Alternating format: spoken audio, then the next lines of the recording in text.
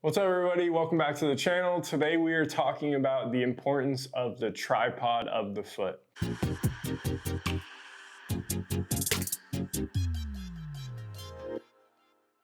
It's kind of a good general idea that I think most people understand, but there's a little bit of nuance to it that can take its application to the next level, and that's what I want to talk about today. So first and foremost, what is the tripod? Well, we have 3 points of contact. We have our heel, which our heel can actually be broken into the outside of the heel and the inside of the heel. We also have our 5th metatarsal and our 1st metatarsal. This is really important because a lot of people will think about the tripod being the big toe itself and the pinky toe itself, which isn't necessarily wrong, but when we're talking about doing exercises and having different foot pressures, it's really important that you actually use the metatarsal as a landmark, because a lot of people are too far forward into their toes already, which is why you see hammer toes, bunions, curling and clawing, things like that. So it's really important that our landmark is actually the 1st metatarsal versus the end and the actual end of the toe, which will have our weight a little bit more centered so that we can splay the foot out, especially when bending the knee.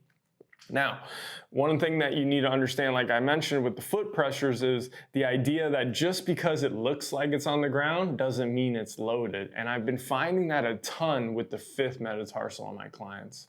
So when you're working on pronation and getting the foot to essentially spread out and having good ankle dorsiflexion, which everybody's chasing for their squats, one of the things that we can cue is, hey, I need you to start to get some some pressure towards the inside of your foot.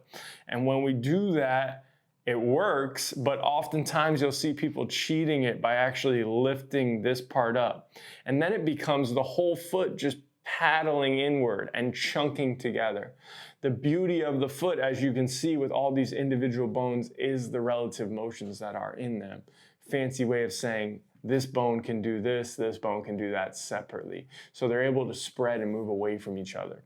So with that example, when we bend the knee and we come forward, it's very common for someone to just come to the inside and actually lose this. As a coach, you might look and say, something looks a little off. Maybe you see this looks a little weird. Maybe you see that they're able to get further, but their heel's still down. You go, what's really going on? Well, it's probably because they've actually lost the pressure here, which is taking away from the full splay of the foot.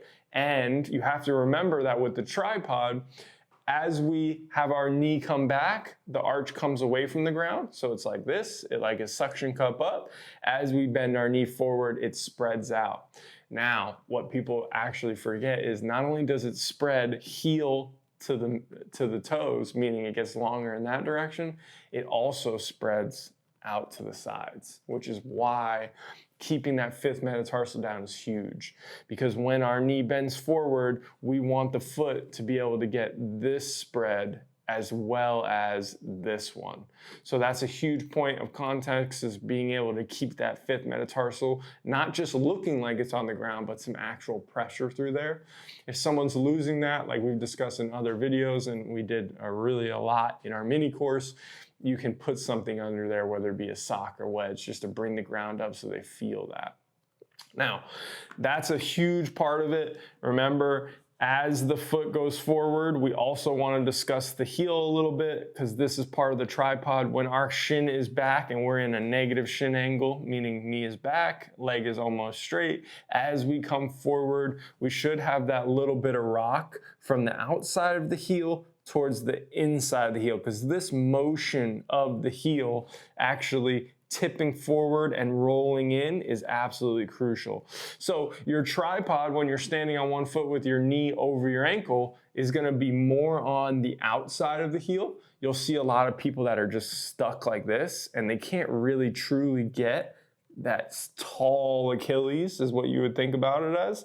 And then you'll also see a lot of people that are very stiff in the arch and this doesn't move, and they can't get that good knee bend, which is inhibiting them from actually getting onto the inside of that heel. So yes, the tripod is just keep 3 points of contact, but A, it matters how much pressure is on those so that you can truly get the foot to separate. And B, there is differences between just saying big toe, 1st metatarsal, your heel versus the inside of the heel, the outside of the heel. So there's some context for you in terms of the foot, the tripod. We'll definitely build on this. If you want to learn more and you want to just do classes, you're someone watching saying, how do I improve my foot? You're going to go to the EVM right now. We'll have it linked below. Go in there, do a free trial. We got all kinds of foot classes. You're going to be able to learn in a systematic and progressive way. If you're a coach who's saying, wow, this makes a lot of sense. I've seen my client do that paddle thing all the time. Well, we can teach you that too. Go to Mobility Coach Plus. You'll get everything included. Or if you want to just start off with just our mini course, you'll see that linked below as well. If you have any questions about this, please let me know. Don't forget to subscribe.